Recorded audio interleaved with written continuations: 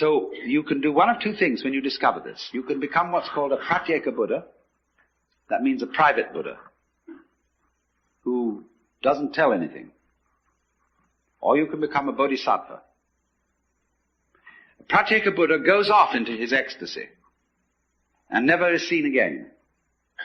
Bodhisattva is one who comes back and appears in the everyday world and plays the game of the everyday world by the rules of the everyday world.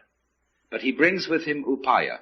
He brings with him some way of showing that he's been on the journey, that he's come back, and he's going to let you in on the secret too. If you'll play it cool and also come back to join in the everyday life of everyday people. Because this is the rule. If the world is dramatic, if the world, as the Hindus say, is a big act put on by the divine self, one of the rules of coming on stage is that you don't come on as yourself. You come on as the part that you're going to play. It's very bad form if an actor always acts the same way. That's what's called a star, as distinct from an actor. A real actor can become anything.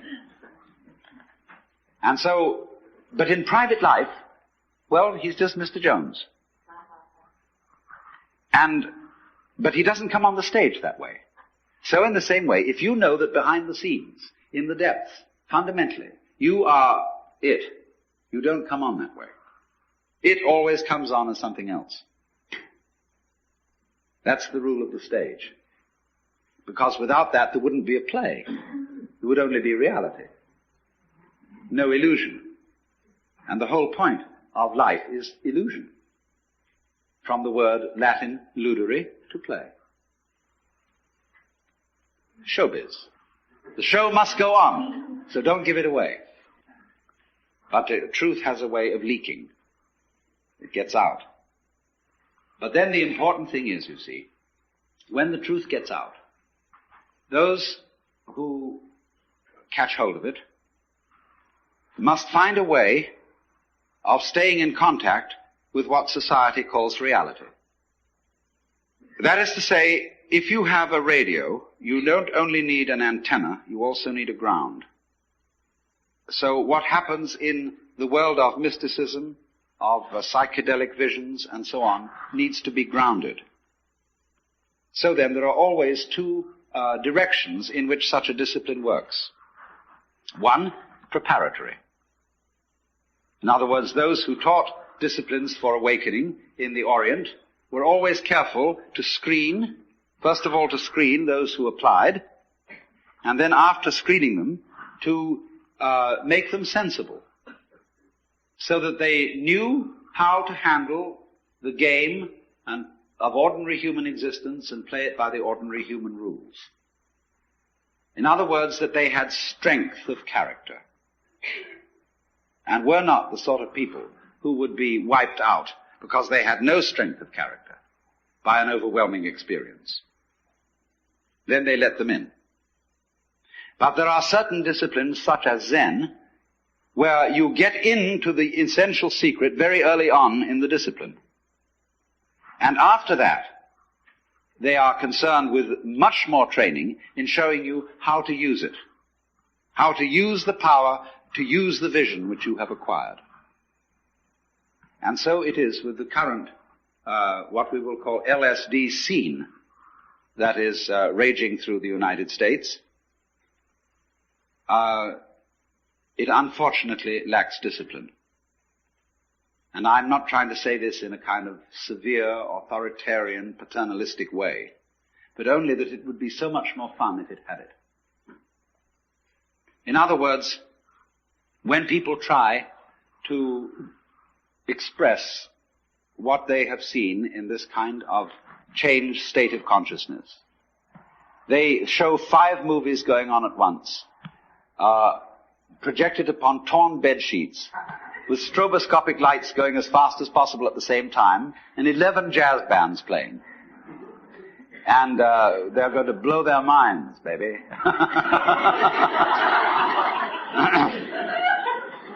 And everybody else who hasn't seen this thing, look around and say, well, it's a mess. I don't like the looks of it. Let's suppose that while you were very, very high on LSD, you looked into a filthy ashtray and you saw the beatific vision, which is, of course, the case, because wherever you look, if your eyes are open, you will see the face of the divine. Then you come out of your ecstasy with the dirty ashtray and say to everybody, here it is.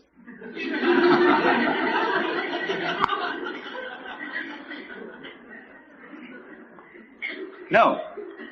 There is a possibility, if you are an extraordinarily skillful painter, or even photographer, of presenting the dirty ashtray so that everybody else will see almost what you saw in it. But you will have to have a technique which will translate every grain of ash into a jewel, because that's what you actually saw. But that requires mastery of an art. And I'm afraid people think that all it's necessary to do is just throw out any old thing, because under that transformed state of consciousness, any old thing is the works. But nobody else can see it if they haven't shared that point of view. So then, this becomes for us in the United States an extremely important social problem. The cat is out of the bag.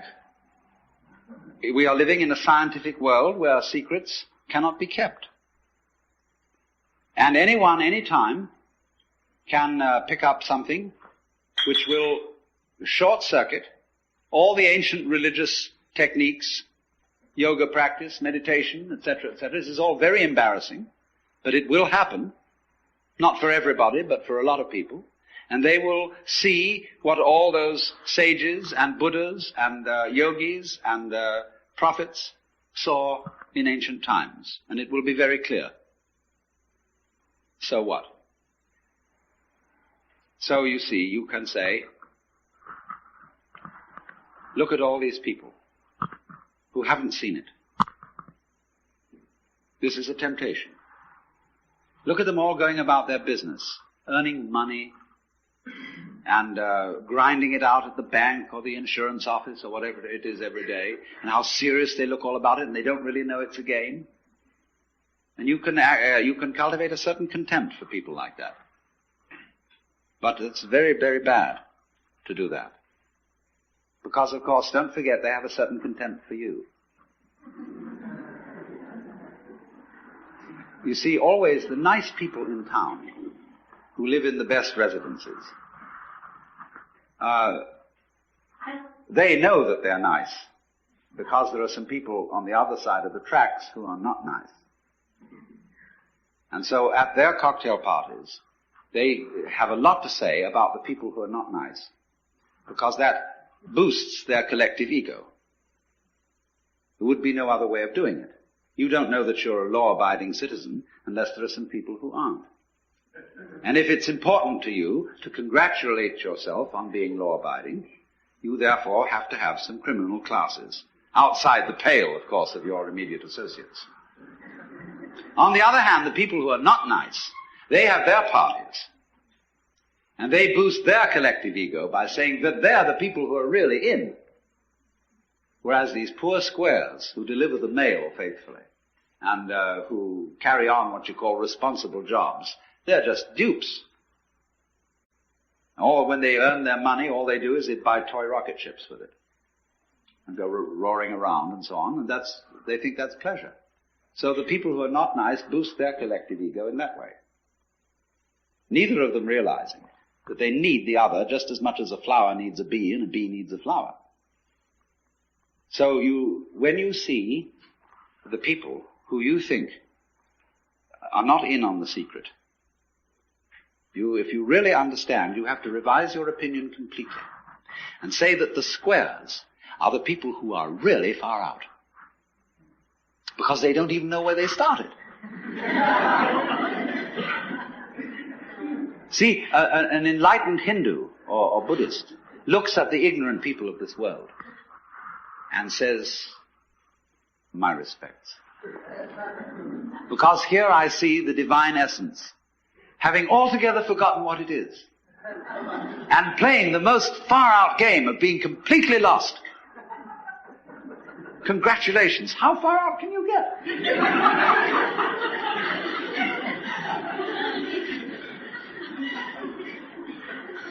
So if you understand that, you don't start a war with people you might say are square. Don't challenge them. Don't bug them. Don't frighten them. The reason is not because they are immature, because they are babies, and you mustn't scare babies. It's nothing to do with that. You mustn't frighten them because they are doing a very far-out act. They are walking on a tightrope, miles up. And they've got to do that balancing act, and if you shout, they may lose their nerve. See, that's what we call the responsible people of the world are doing. It is an act, it's a game, just like the tightrope walker. But it's a risky one. And you can get ulcers from it, and all sorts of troubles. But you must respect it, and say, congratulations on being so far out. So now, this is the whole essence, you see, of seeing, if you really see into this secret, that the world doesn't contain any serious threats in it, because it's all the basic you running up behind itself and saying boo to see if you can get yourself to jump out of your skin. If you see that, be cool. That's the whole art of Zen, you know, is cool Hinduism. The Hindus come on a little strong when someone like Sri Ramakrishna pretty much openly announces that he's the Godhead. That's a little tough. And when Sri Ramana accepts the puja of all the followers and Sri Aurobindo sits every day for darshan, it's coming on a little strong. Well, the Zen people feel that that's just a bit too much. And the way they come on is they're ordinary. And they say when two Zen masters meet each other on the road, they need no introduction. When thieves meet, they recognize each other instantly.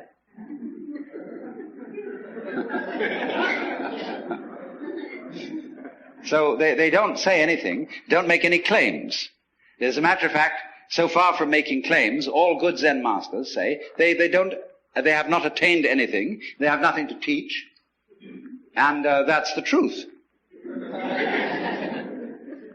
Because anybody who tells you that he is some way of leading you to spiritual enlightenment is just like somebody who picks your pocket and sells you your own watch.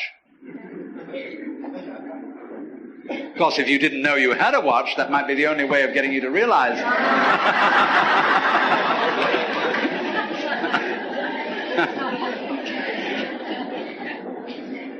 Now, so then, if, though, the people who do, by one means or another, prepared or unprepared, disciplined or undisciplined, get into this kind of interior secret about the nature of the universe, and they have hitherto been insecure about themselves, they're going to use this secret as some way of creating trouble, and of stirring things up, and of boosting their own inadequate character structure, which is a word I prefer to use instead of ego. Then there's trouble. Because those people who are out there on the tightrope are going to get pretty scared. And they're going to call in the police and say this has got to stop. So then we have a situation right like that now. And I want to make a few comments about it. First of all, the major group, it seems to me, that are crying panic about LSD are psychoanalysts. To them, this sort of thing is extremely threatening. Because psychoanalysis, in its theory, whether it be Freudian or whether it be Jungian, has a theory of the unconscious, which is not unrelated to the general philosophy of science of the 19th century, which is that the unconscious, called the libido by the Freudians, is totally uncivilized, blind lust.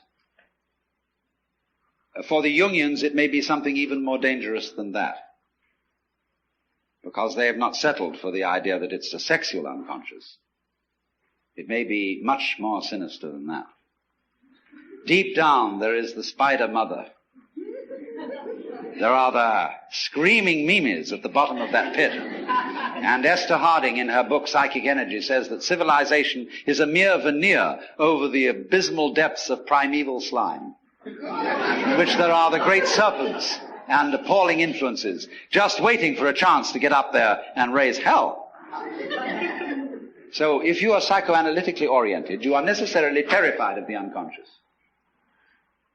But you've learned a trick.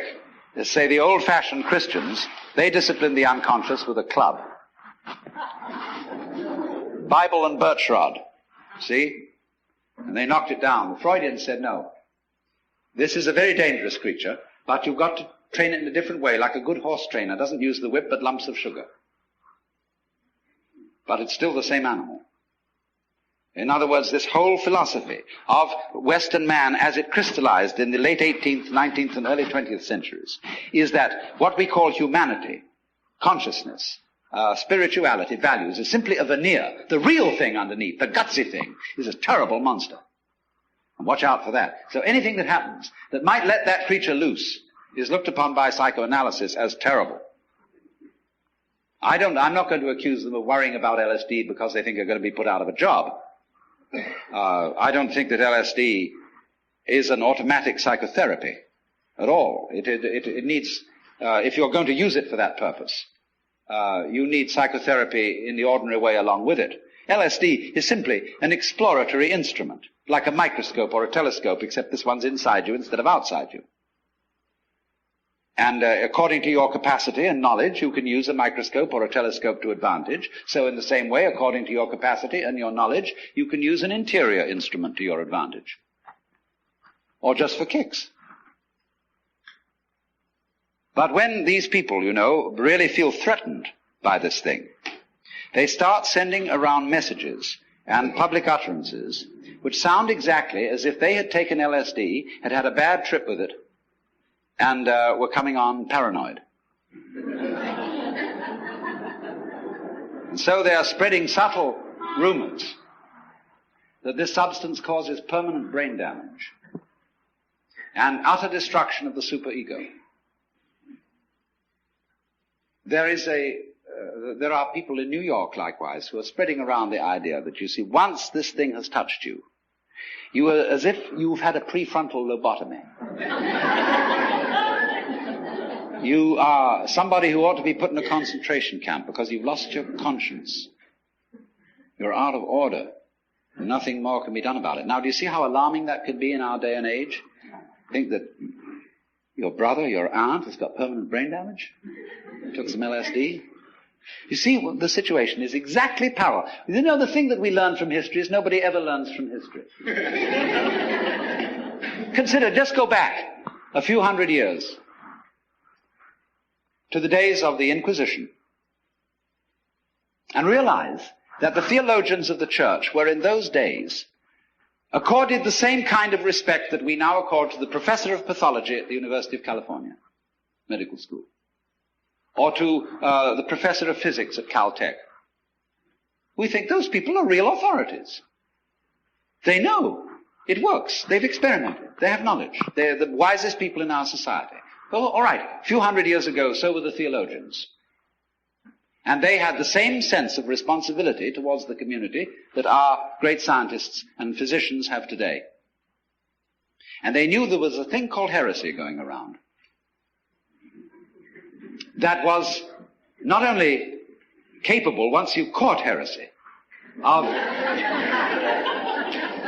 making you damned to hell forever and ever and ever, to the most unimaginable tortures that would go on without end, but that it was infectious. And one heretic would soon make other heretics. So those entirely humanitarian and merciful church fathers got together and said, what are we going to do to stop this? Well, now they knew there is an eternal life beyond the grave. And so perhaps Just in the same way as if you've got a cancer, and that's something terrible because it might spread and destroy the whole body. Cut it out. Even burn it out if you have to.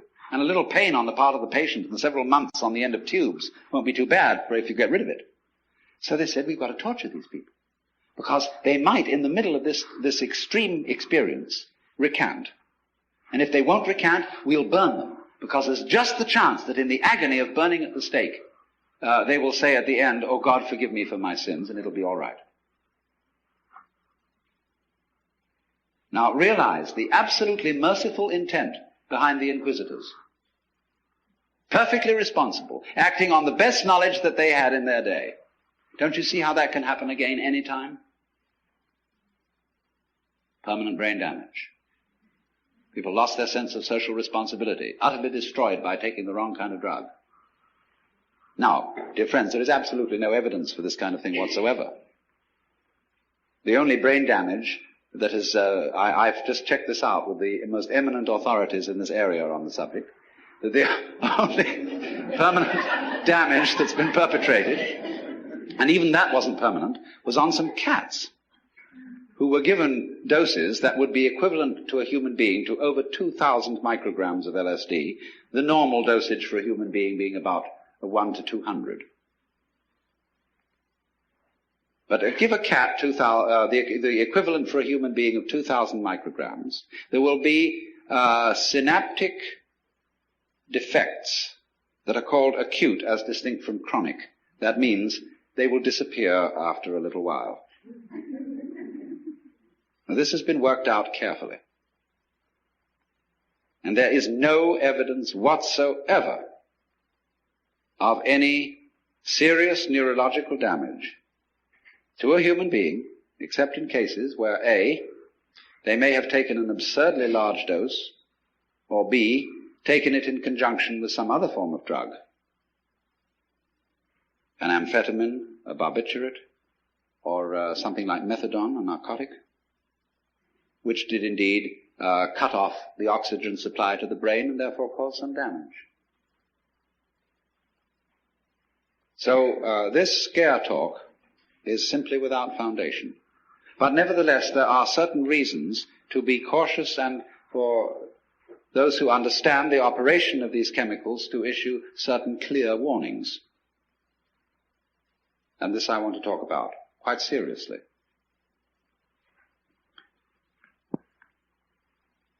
Now, this class of psychotropic chemicals, which includes LSD, mescaline, and its original form, peyote, psilocybin, cannabis, and so on, which is a very mild psychotropic. These do not,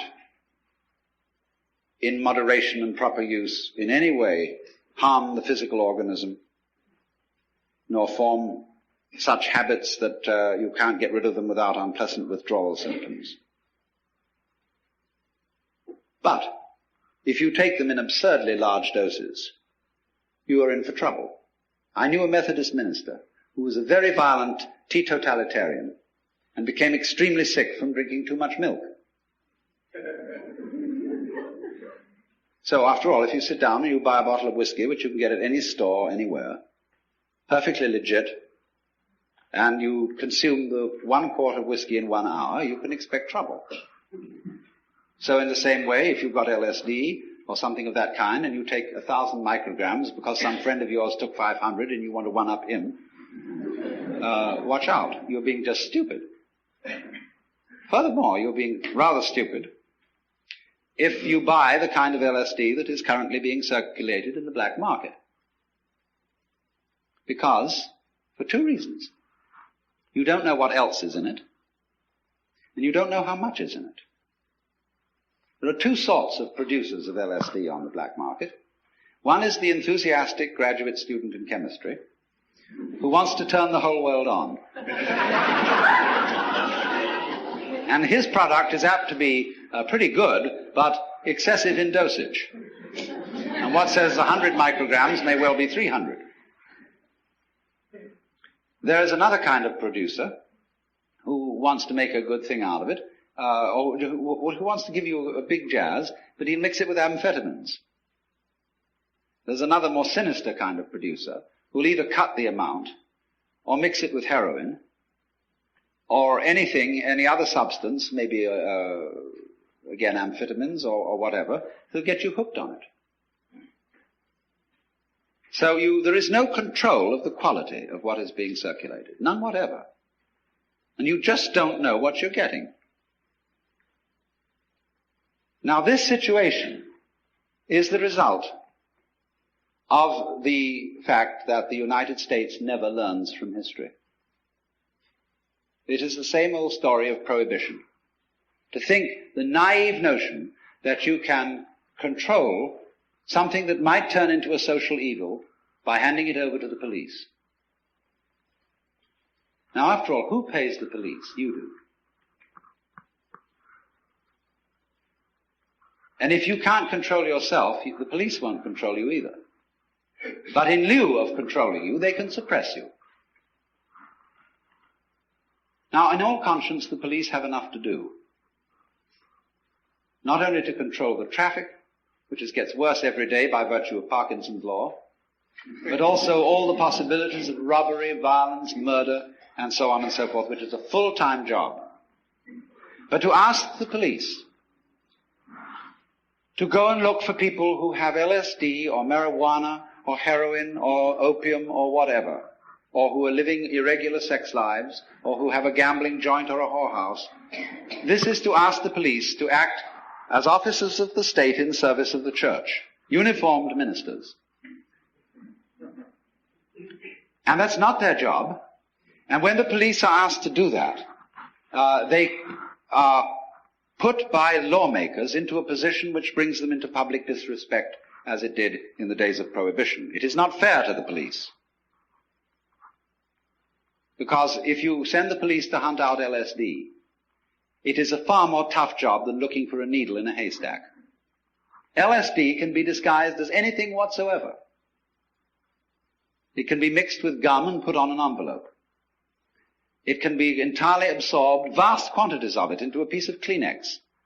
The alcoholic base is then allowed to evaporate, and nobody would know it from any other dirty piece of Kleenex that somebody stuck away in his pocket. It can then be reactivated. It can be made into lacquer to coat pins with. Anything. It can be disguised as peanut butter, orange juice, aspirin, just sugar, anything you want. And it's very difficult indeed to detect. So when you try to suppress that sort of thing by law, you leave the gates wide open for every kind of blackmail. You want to get rid of your wife? Or your unfortunate business competitor? Just slip them some. And then arrange by a roundabout way to tip off the cops. The senator you don't like? Political rival? Psst.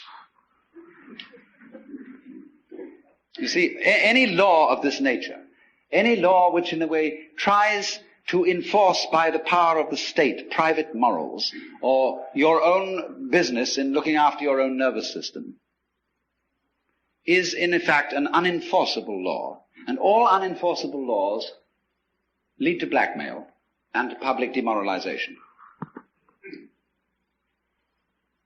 The only way to handle a thing of this kind is to bring it all out into the open. Nothing can be controlled when it's driven underground. It ought to be controlled. Just in the same way as we have learned how to control automobiles, we license people to drive them. So in the same way, we don't sell liquor to minors. We expect them to have some kind of education and grown-up responsibility before they go boozing around. So in exactly the same way, society has got to face the fact that it's going to have to license people for certain spiritual adventures, or perhaps just plain pleasures, if that's what you want to call it. After all, you can't even join some churches can't join the Catholic Church without taking a course of instruction. That takes a few weeks, and then they put you through an initiation.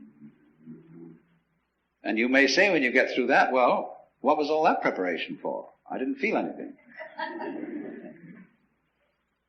But so in exactly the same way with this, it is completely urgent, in other words, that we prevent the occurrence of a very serious, socially destructive criminal situation created by law. You've heard of iatrogenic diseases?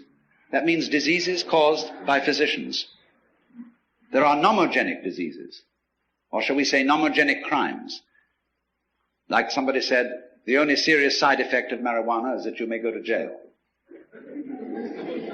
This is a nomogenic crime. In other words, it is a ritual crime. In exactly the same way that when the early Christians refused to burn incense in front of the Roman gods, in whom the Romans themselves didn't believe, they were guilty of a crime. It was a ritual crime. And they refused. A reasonable man like the Emperor Marcus Aurelius said to the Christians, now come off it. Really? Do you have to refuse to burn incense? They said, yes, we're serious about it.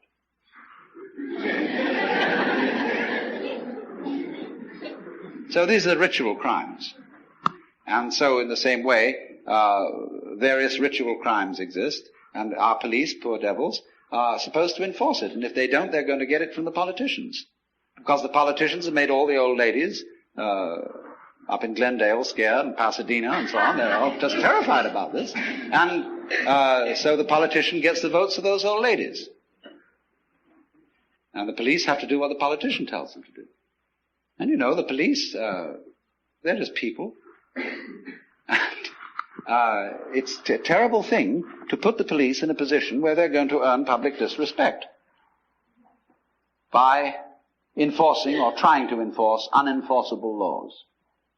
So I would say in general, to sum up, substances like LSD which give away a secret about the nature of the social game, the human game, and what underlies it, are potentially dangerous, of course, like any good thing is. Electricity is dangerous, fire is dangerous, cars are dangerous, planes are dangerous, but not so dangerous as driving on the freeway.